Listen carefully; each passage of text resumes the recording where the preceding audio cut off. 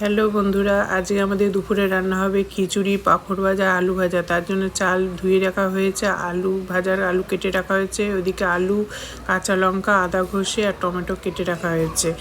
এবার কড়াইতে আমি তেল দিয়ে মুগের ডাল হালকা করে আমি ভেজে নেব। দেখো ভাজা হয়ে গেছে, জল গরম হয়ে গেছে, আমি তাতে এক এক করে মুগের ডাল ভাজাটা হাঁড়ির মধ্যে দিয়ে দিচ্ছি।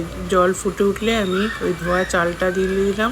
এবার আলু আর টমেটো আর কাঁচা লঙ্কা এইগুলো সব ওই হাঁড়ির মধ্যে দিলাম। এবার লবণ দিচ্ছি, দিয়ে এটাকে নাড়িয়ে নেবো। নাড়ানো হয়ে গেলে এবার ফুটে উঠলে এবার আমি এটাকে আদা ঘষে রেখেছি সেটা দিয়েছি, হলুদ জিরে গুঁড়ো দিয়েছি। এবার কড়াইতে ফোড়ন দিয়েছি, তেজপাতা, জিরে আর শুকনো লঙ্কা ফোড়ন দিয়ে দেখো হাঁড়ির মধ্যে আমি ঢেলে দিয়েছি। দেখো আমাদের খিচুড়ি রেডি হয়ে গেছে। কেমন লাগলো খিচুড়িটা বলো। দেখো এবার আমি পাঁপড় ভাজবো, এক এক করে কড়াইতে পাঁপড় দিয়ে ভেজে তুলবো। দেখো দিয়েছি কড়াইতে, ভাজা হয়ে গেছে। এবার আলু নুন হলুদ মাখিয়ে রেখেছিলাম, সেই আলুটা কড়াইয়ের মধ্যে দিয়েছি, ভাজা হয়ে গেছে আমাদের কমপ্লিট। কেমন লাগলো জানিও।